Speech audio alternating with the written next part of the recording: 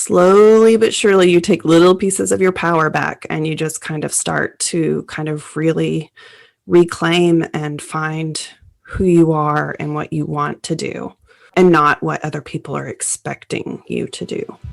And it's totally freeing.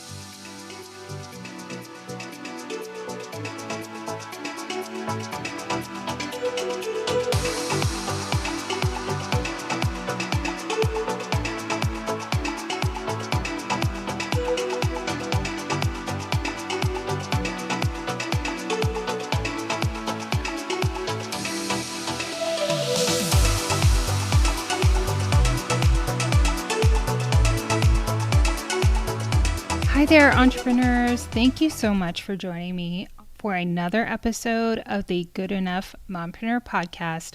I'm your host, Angela Michuli. On this episode, I have the absolute pleasure of interviewing Riene Stevens. She goes by Jamie Riene, Riene. Her story resonated with me so much, and it's so interesting because we couldn't have been in more different careers, but we were both in very male-dominated work environments, and we talk a little bit about, trying to change that and some of the frustration. And she has a very powerful story, and I think she has such a powerful energy, and I'm so happy to share how she is helping women put together a plan and leave corporate. And I would like to mention that she is launching a 5-day free challenge beginning this week. And if you listen to the end of the episode, you will learn how to connect with Jamie. So without further ado, I hope you enjoyed this interview as much as I did. I have Jamie Stevens with me today from the Breaking Up with Corporate podcast. Thank you, Jamie, so much for your time. I cannot wait to dive into your story and how you broke up with corporate today on this episode. Yes, I'm excited to talk about it. It's a thing that more people should be doing. Yes, and I've actually recently have a few people in my life who are just at a breaking point. So I think sharing stories like yours, I think all business stories are important, but it is really important to give, especially women, a sense of what it feels like and that they're not alone and how that they can begin to work through this process and that there are people out there that can help them do it. Yes, absolutely. So with that, I would love to begin with what you were doing with corporate and how you started this transition. How did it all happen and unfold? What were you doing, and how did you wind up here? Yeah, thank you, first of all, for having me. I was in corporate probably a decade before I left the first time. Yeah, the first time. I actually left twice. The first time was back in 2018, and I had been with the company, I guess it was with this particular company, a little over 8 years. And the first 4 or 5 were pretty good. And then after that, that's really kind of when I should have just kind of packed my bags and moved on from that. But there was a lot going on within our company, and it was I was in logistics, which is more of a male-dominated space. My husband is in logistics. He was a logistics officer in the Air Force. So I know he's not doing it now, but I know somewhat about that. Yeah. Yeah. And it's, it can be a high stress job, and there's a lot of demands on your time and energy, and which was all fine. I mean, I really liked the job. What I couldn't handle was just kind of the games that happened in corporate.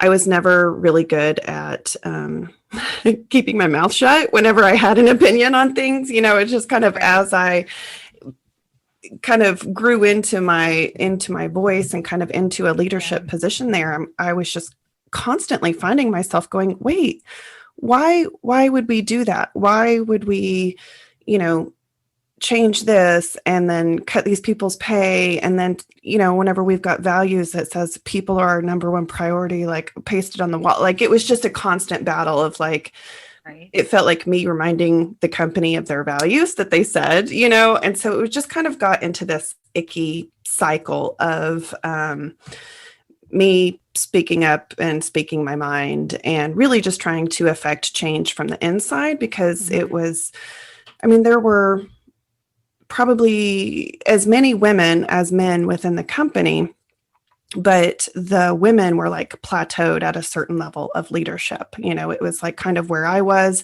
There was maybe one woman like above, where in like mid-level management is where I was. And so there was like one person above that was like a director. And this is out of, I don't even remember, like 800 employees or something. And it was just, there were 47 VPs of whatever, and they were all these old white men that have been, and it was just kind of like, I was just sick of it, and it was just really just not a great place for me to be. But instead of leaving when I probably should have, I was really just trying to like girl power, fight the change from within. And it really just kind of left a target on my back. And so like there would be stupid stuff people that I had worked with for years that just would not respond to emails. Like, I'm trying to help my clients and my customers and like would need outside assistance, like from IT or billing or like whatever it was. And I just wouldn't get a response to my emails, like 4 emails. And then finally I'd copy my boss in and then they would respond. And I'm just like, I can't do this job without the support of the team, like this is a team effort. And so it was just kind of little like microaggressions like that just started to happen.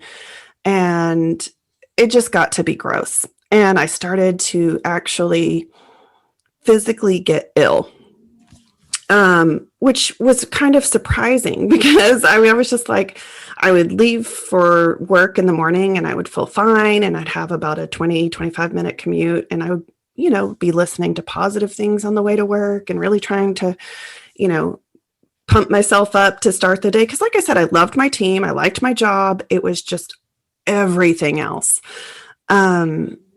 So I would get to work and I would pull in the parking lot and it was like somebody was just stabbing me in the stomach. It was literally like I felt so gross. And I would walk in and it was just like this weight that would be on me every single day, because I knew as soon as I walked through those doors, I couldn't just go in and do my job.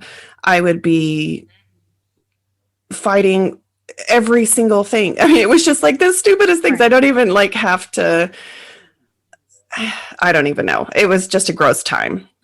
Yeah. And so I really just tried to work through it at that point. And I was in therapy at the time and I was telling my therapist, I was like, I don't know how much longer I can do this. I'm really unhappy. Like nothing seems to change.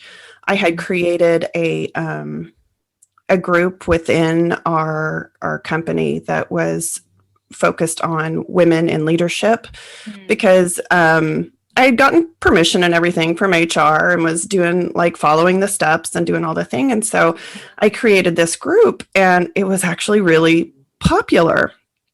And it was about diversity and inclusion. So like I had all of these women that were joining, even in like satellite offices, they were calling in and I was leading these meetings about like, hey, we need to represent ourselves. Like we need to be pushing up. Like this is not okay that we're 50% of the employees here and that like we're 10% of leadership. Like if that, none and upper level, like, all of those things. Yeah. And we had probably 3 or 4 meetings. And then whenever came time to push it forward to HR about some of the things that we had found and discussed and wanted to kind of implement, because on the surface, it was all about bring us your ideas, tell us how we can improve. I'm like, okay, here's a list. And it was here's a scroll. Yeah, it was quickly shut down. Me and the VP of HR, we were just not friends, not fans of each other. Yeah, God love them. Miss them. So they asked me to stop. they're like, well, we're going to take this on as a company. So like, can you just stop? Because we don't want you confusing people. And it was like, huh, okay. So then like it took probably, I kind of messed up my timeline. I'll come back to the therapist story, but it probably took like 9 months before they actually, from the time I stopped doing the meetings, from the time that they actually rolled something out, I mean, it's like corporate slow roll, you know? So it finally came out and they announced all of the people that were going to be like ambassadors of this diversity and inclusion and really like leading the way and blah, blah, blah. And I wasn't selected, which I thought was totally ironic and just like a slap in the face. And I was like, okay, like I get it. Like it's time. So this is kind of what, like, as that rolled out and I wasn't a part of it, it was just like the last gut punch I could really just kind of stomach. And was this for the first departure? Yes. Okay. Yeah, we're still there. I just want to make sure. Okay. Yeah. So I was talking to my therapist and I was just like, I just can't do it anymore. Like I'm getting sick whenever I pull in the office. Like I'm unhappy. I tried working in a different office, like a couple days a week. Like there was one that was about the same length from my house, and that didn't seem to help. That office had its own issues of stuff to where I was like, good God, like what am I doing here? And she's like, Jamie, like, what's the worst that could happen? And like, that really, I know it sounds so simple, but it really just made me pause and be like, well, the worst that could happen is that I go get another job. Like is that like, because I had I was working on a t-shirt business with my sister and we were like breaking even. We were doing a couple $1,000s a month in sales and things. And so I was like, I'll just put my energy into this t-shirt business and really go down that path. And like, if that doesn't work out, then I'll just go, I'll get another job, you know, and it's corporate. So like I left after I was eligible for my bonus. And so I had a bonus to kind of last me for a while, a few months. And the thing is whenever I left, I woke up the next morning and I really, really expected to feel like all of this relief and like, I don't have to deal with this anymore. And I expected to feel great.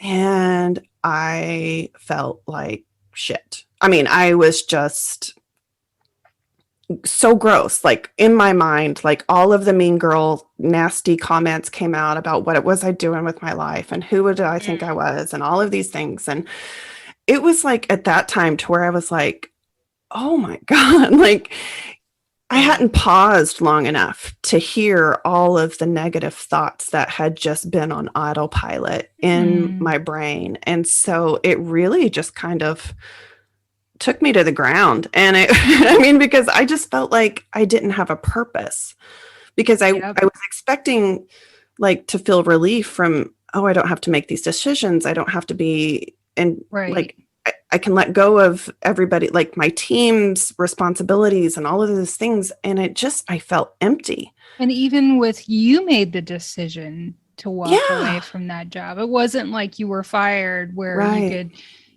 you know, you could maybe see those voices creeping in a little bit more in that situation. But it was like, it was my decision. I mean, I had a family, I'm a mom. I mean, so like to feel like you don't have a purpose because you don't have the same job. It was like, what is wrong with me? Like I have a purpose. I have my family. I have my kids. I'm so grateful, you know, but it was just like, that was your identity, I guess. It was totally my identity. And I think myself, I know looking back, it was just a total identity crisis because I had just put all my eggs in that basket and I was very passionate about my job and very passionate about my team and being there for other people and my customers, the whole thing. And then it was just gone. And even though it was my decision, it still just like left this hole. And so that is what really kicked off like my personal growth journey because I just wanted to feel better. Like I wanted to not feel so gross. I wanted to not have all this negativity just coursing through my veins. And Right. so I started down the path of like really intensive kind of personal development, personal growth. And that was kind of surprising, but that led into even like a spiritual journey, Right. which I'm not like religious. I'm not like, that's not my thing, but to have that kind of open up, I mean, that was a whole other thing within itself. And I mean, it's been a very beautiful unfolding of all of that. And I just haven't stopped since. It's like peeling back an onion. Oh yeah. It just keeps going one trauma at a time. So what did you do? Like, what were some of the things that you found yourself like exploring during that time to kind of feel you knew there had to be something better. You had to feel better. Yeah. And what were some of the things that you found at that time? So at that time, I had really just kind of books were kind of my go-to. So I was just starting to gather books on like the way we think and the way we process and kind of all of those things.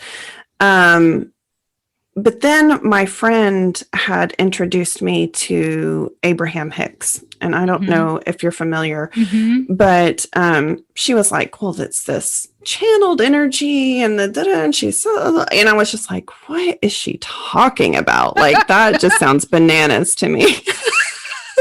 I know, I get that look a lot when I have to pace myself, I have to kind of like not feel go them all out in on the woo-woo stuff. When I talk to people that I see really need it, it's like, I wish there was like some kind of like graduated like diagram of like, yeah, it can be a little much. Yeah, I know, but But I think it's just the idea we have about it in our head. It's like that preconceived notion of like, what the hell because as soon as you listen to it, I mean, it just rings true in every part of your body. And there's just no denying like what it is. Yep. But for me to get there, I laugh because I remember I had like a 3-hour drive. I was going to visit a friend and my friend, and I still was just kind of resistant. I was like, yeah, I'll check it out, but I was like, okay, well, I'm going to queue up something good to listen to on this drive. And I found like a 60-minute interview with Abraham Hicks where Oprah had interviewed Esther Hicks. And I was like, I can get behind Oprah. Oprah will get to the bottom of this, So I listened to this interview and then I was sold. And from there, it has just been a total transformation of my mind, my energy, my life, everything. And obviously it's a slow unfolding. I mean, it's not like it was just overnight, but that's really what kicked it off. So those were the kind of things that I had started to gravitate to. So lots of books and then lots and lots of Abraham Hicks YouTube videos. And so slowly I started to feel better and kind of make sense of how I was feeling. My business like went to crap. Like I was a puddle. So I wasn't really doing anything with like the t-shirt business that you did with your sister. Okay. Yeah. And also at that same time, I was just so desperate to do something, to feel better, to be a success, because I didn't want to feel like like I made this huge mistake and like walked away from this good paying job. And so I was really like, not only was I still focusing on the t-shirt business, I also opened another Etsy shop and then I started a blog, and it was just like, I was just spreading myself too thin. And it was like, I was about an inch deep across like, I don't know, 5 miles. So it just wasn't a good plan. So what came about is eventually I had to go get another job. We had, bonus ran out, finances changed, all the things. And so it lasted about, I guess 10 months. So like I left in January. Found a corporate job with another Yes. business. Okay. Yes. All right. And it was like a parallel business. So instead of Okay. logistics, I was now in on the like inventory side, supply chain Gotcha. stuff. So I was Okay. like, okay, well, Yep. I'll just Mm-hmm. transition these skills. This will be valuable, all the things. And I took an entry level position at this new company, which I really in my mind, I was like, well, it'll be fine. It's a parallel industry. They'll see Mm-hmm. how good I am. I'll work my way up in no time. It's Yeah. not a problem. Mm-hmm. Yeah, Yep. Mm-hmm. Yeah. And that was very naive of me because I kind of just assumed that the politics would be better somewhere else. And I mean, I think everybody in corporate knows that it's like where you come in at a company kind of dictates how far you go or how much money you can make or kind of all of those caps. It's like, oh, well, we can't do more than X% raise per year. And I'm like, bullshit. You do it all the time. It's just. Right. For your So, VPs or the people that mhm, you really value. yeah. Mm-hmm. And so I even though I had started the job and I was like, okay, it'll be fine. And so the first year was pretty good, because I didn't have the expectation yet. I was like, I'll put my time in chair. They'll see what I'm capable of. Right. And meanwhile, it's like I became the unofficial leader of the team. And I was doing things, I was training people, like all of the things, but not getting paid for it. And so then whenever like raises came around and stuff, it was like, what am I doing? It's just the same old stuff. And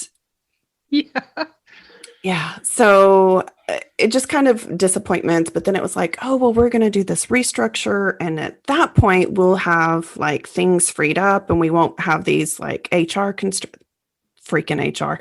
We will have these HR constraints of like max percentages. And as we shift roles, like this will change and this will change and this will change. And then the restructure just kept getting pushed back. And then there was COVID and it kept getting pushed back and all of these things. Meanwhile, we get sent home in March of 2020 with the rest of the world.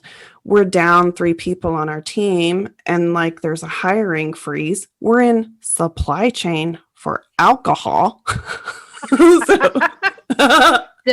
was a little high. Demand was pretty high. So we're just working all of the things. I mean, like just a lot of work. And the restructure came and they offered me a lateral move. And it was like, I got a mass email with 160 other people because our jobs were eliminated. And it was like, you can take this new role, which is lateral, or you can take this severance. And I was like, well, you guys just made this really easy on your mass email. And yes, I'll click the voting buttons. That is how I ended my corporate career, with a voting button that says, no, I decline. I don't want this position. Wow.